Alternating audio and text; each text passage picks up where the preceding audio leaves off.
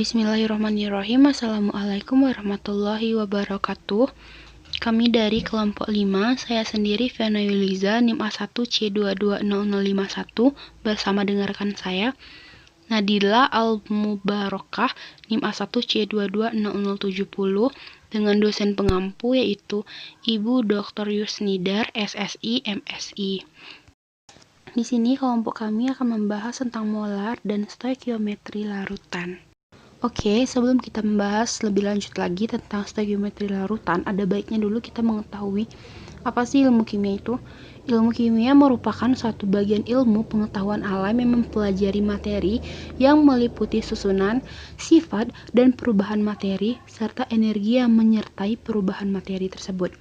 Ilmu kimia memegang peranan penting dalam kehidupan masyarakat karena manusia setiap hari tidak lepas dari zat-zat kimia. Stoikiometri itu sendiri berasal dari bahasa Yunani yaitu stoichion yang berarti unsur dan metrein yang berarti mengukur. Stoikiometri adalah ilmu yang mempelajari dan menghitung hubungan kuantitatif dan reaktan dan produk dalam reaksi kimia yang didasarkan pada hukum-hukum dasar dan persamaan reaksi. Dengan kata lain, stoikiometri adalah perhitungan kimia yang menyangkut hubungan kuantitatif zat yang terlibat dalam reaksi. Molar dan stoikiometri larutan. Molar sering disingkat dengan huruf M besar. Kata molar secara umum jika tidak diikuti kata lain artinya adalah satuan konsentrasi larutan yang menyatakan banyaknya mol zat setiap satuan liter larutan. Stoikiometri larutan merupakan stoikiometri untuk reaksi dalam fasa larutan. Untuk menyatakan hubungan antara zat terlarut dan zat pelarut dalam larutan digunakan istilah konsentrasi larutan. Beberapa konsentrasi larutan yang sering digunakan diantaranya adalah molaritas, molalitas, dan fraksi mol. Peran stoikiometri dalam reaksi berlangsung di dalam larutan.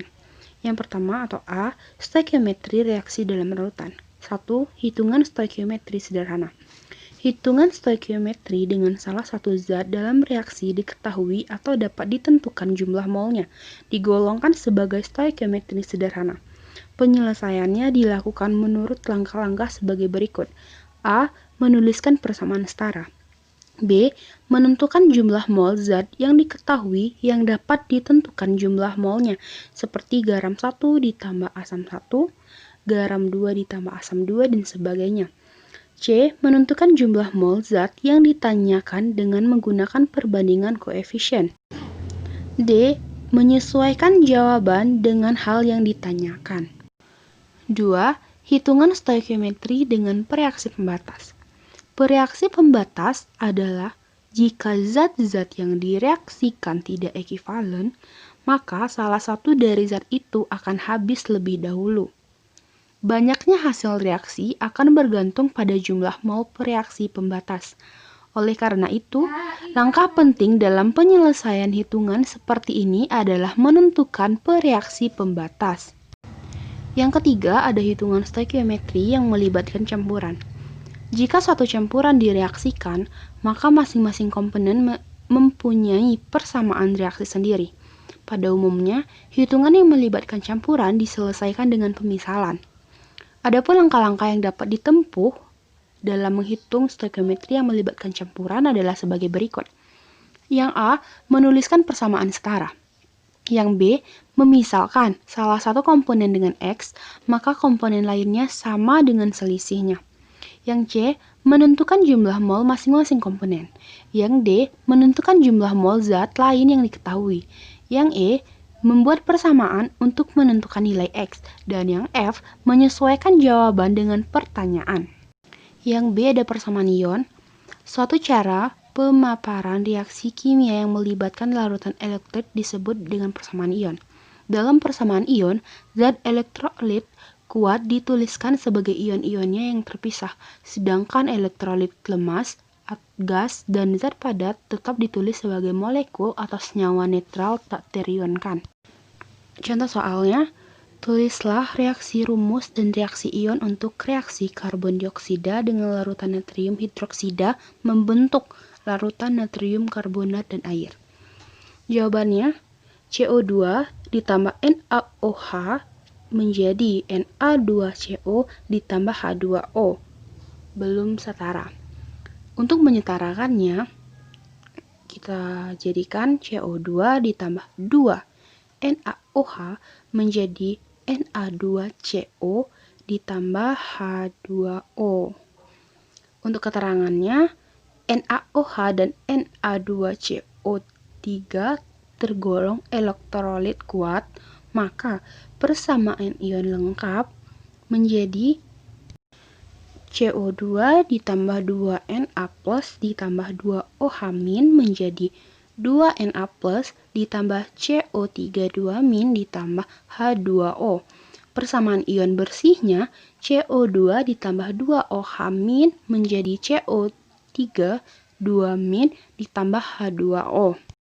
C. Sifat berbagai macam zat. Ada tidaknya reaksi dapat diketahui melalui pengamatan.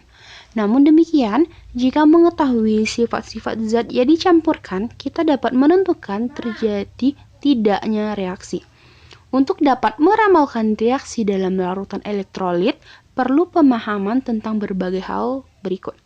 Yang pertama, jenis zat yang direaksikan. Kita harus tahu zat apa yang direaksikan.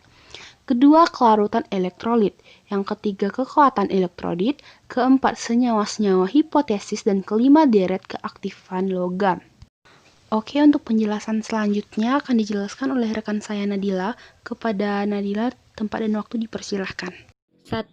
Jenis zat bereaksi terdiri dari A. Asam. Asam adalah zat-zat yang dalam air menghasilkan ion H+ dan ion sisa asam. Contoh, HCl dan H2SO4 yang mengion sebagai berikut. HCl dari H+ plus Cl-, H2SO4 dari 2H+ plus SO4 2-. B. Basa. Basa adalah zat-zat yang dalam air menghasilkan ion OH- dan suatu kation logam. Contoh, NaOH dan CaOH2. NaOH dari Na+ plus OH-, CaOH2 dari Ca2+ plus 2OH-. C. Garam.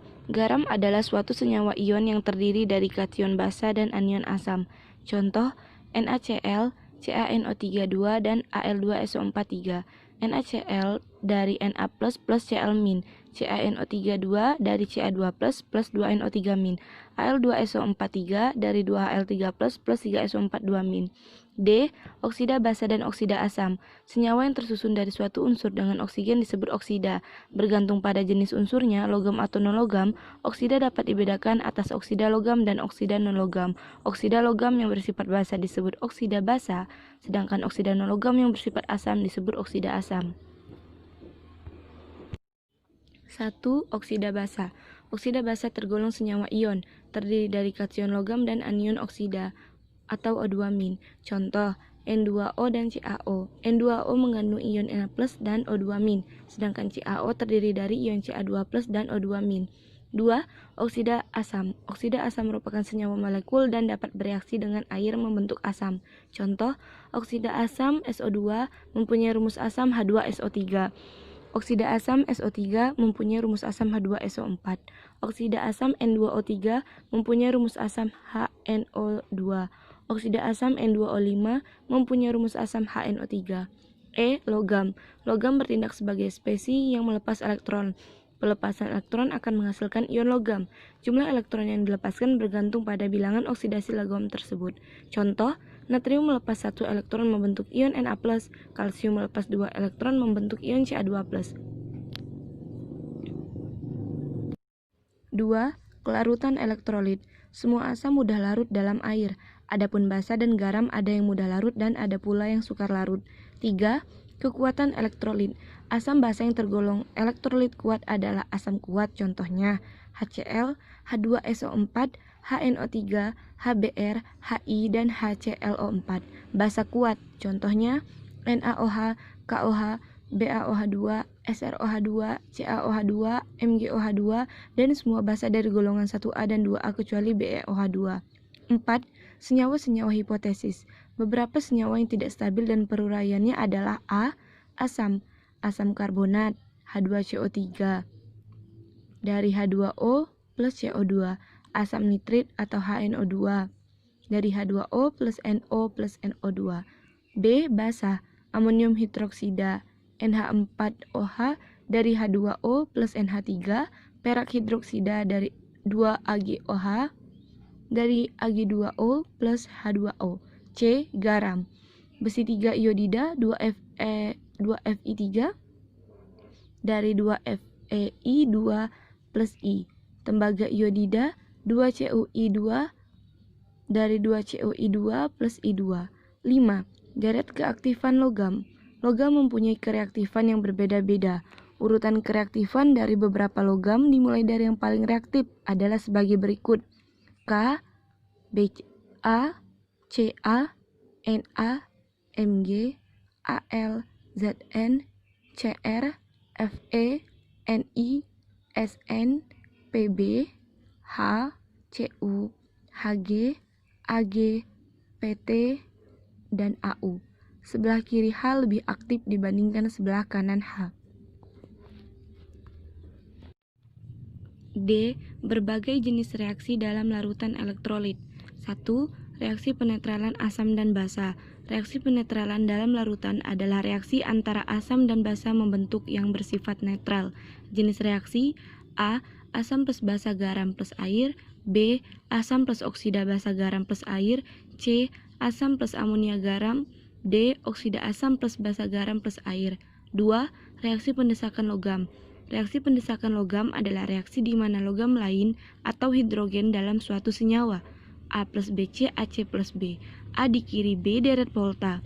Reaksi terjadi jika logam di kiri atau H yang didesak pada deret volta, yaitu Li, K, Ba, Ca, Na, Mg, Al, Zn, Cr, Fe, Cd, Co, Ni, Sn, Vb, H, Cu, Hg, Ag, Pt, dan Au. Jenis reaksi: A. Logam 1 plus garam 1, garam 2 plus logam 2.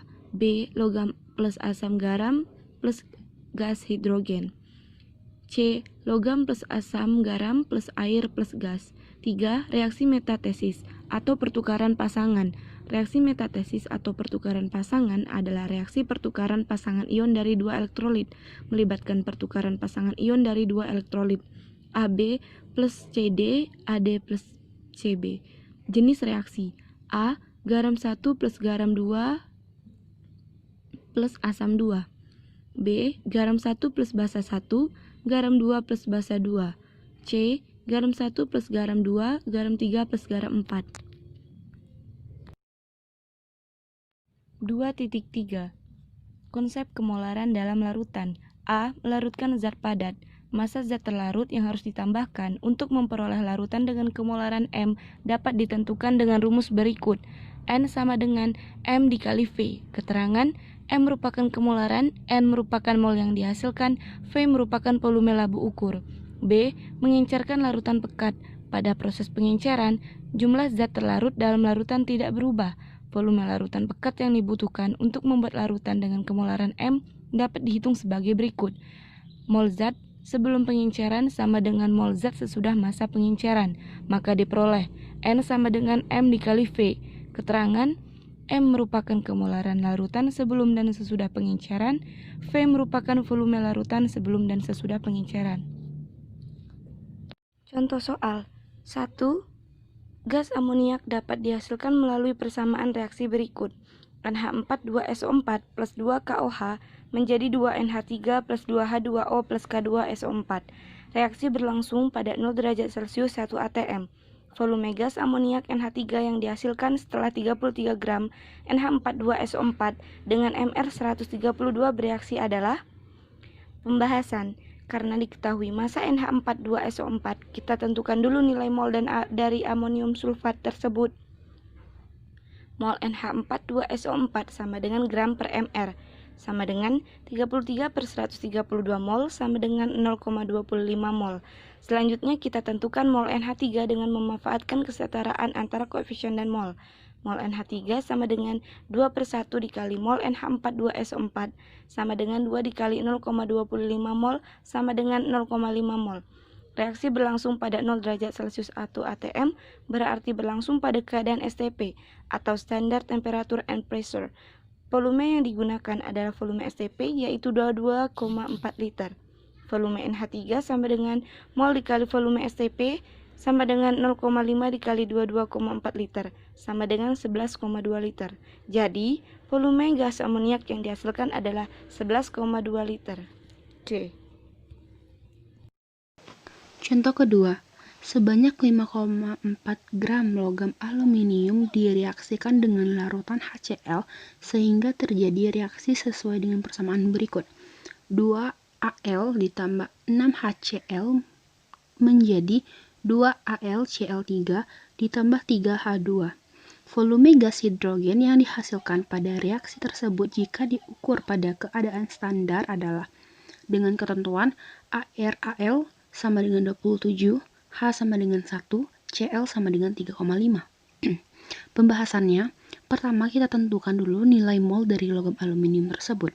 Sehingga mol Al sama dengan Gr per Ar sama dengan 5,4 per 27 mol sama dengan 0,2 mol.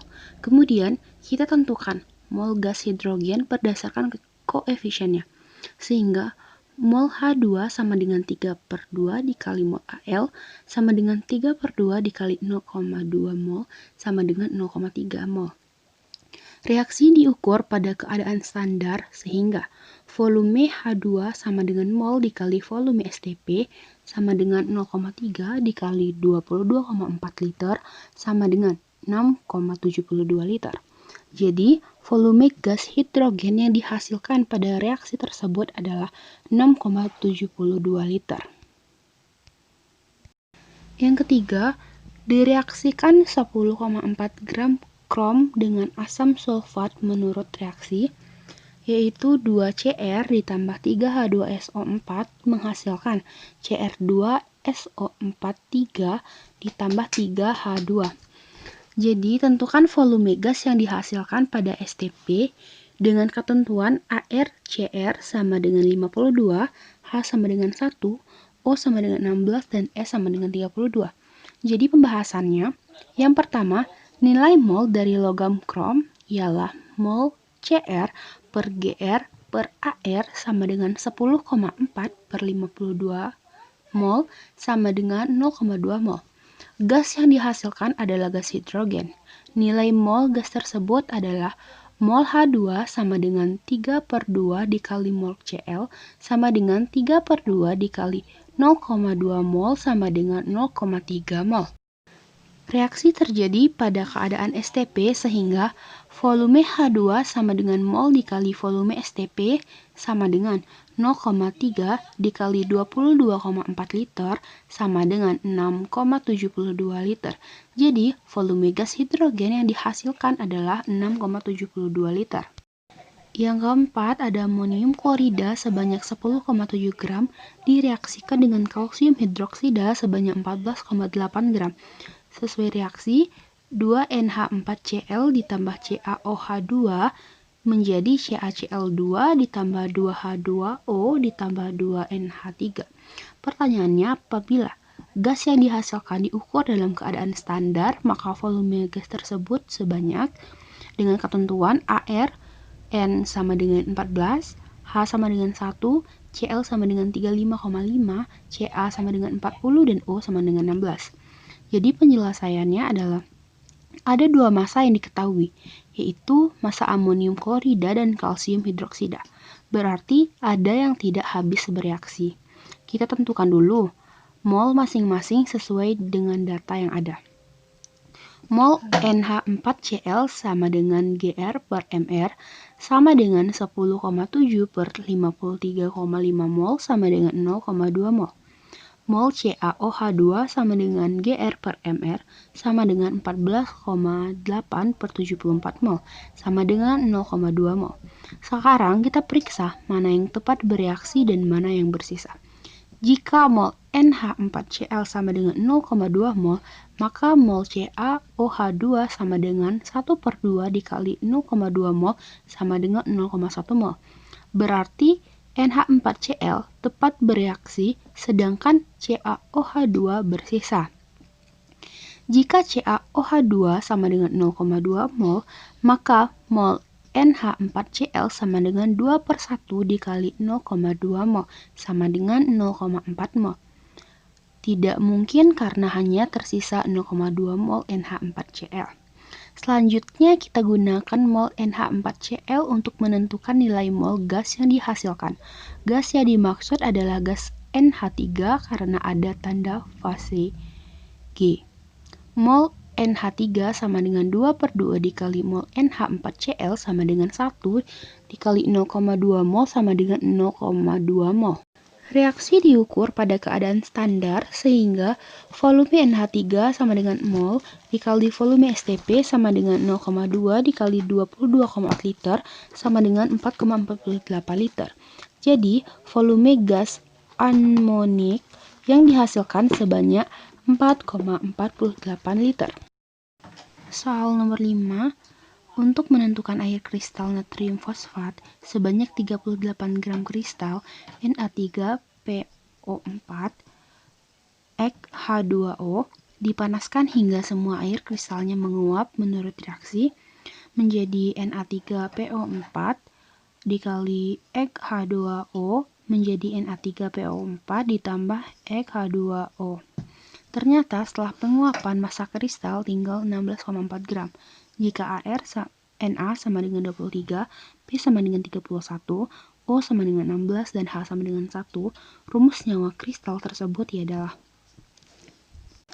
Pembahasannya, data-data yang dapat diperoleh dari soal tersebut ialah massa Na3PO4 dikali H2O sama dengan 38 gram.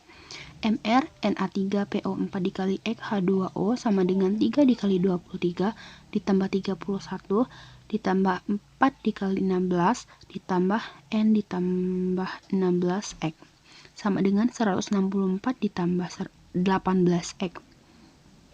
Massa Na3PO4 sama dengan 16,4 gram. Mr Na3PO4 sama dengan 3 dikali 23 ditambah 31 ditambah 4 dikali 16 sama dengan 164.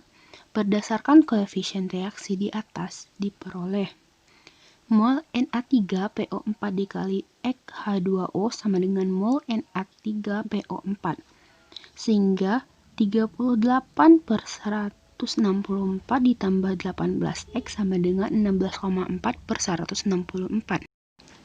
Kita kali silangkan sehingga diperoleh 164 ditambah 18X sama dengan 380. 164 kita pindah ruaskan sehingga memperoleh 18X sama dengan 380 dikurang 164. 18X sama dengan 216. X sama dengan 12. Jadi, rumus senyawa kristal natrium fosfat adalah Na3PO4 dikali 12H2O. Demikianlah pembahasan tentang molar dan stoikiometri larutan dari kelompok 5. Apabila ada kesalahan dalam pengucapan kata atau pembahasan materi kami mohon maaf. Dan terima kasih untuk semuanya. Wabillahi taufiq wal hidayah. Wassalamualaikum warahmatullahi wabarakatuh.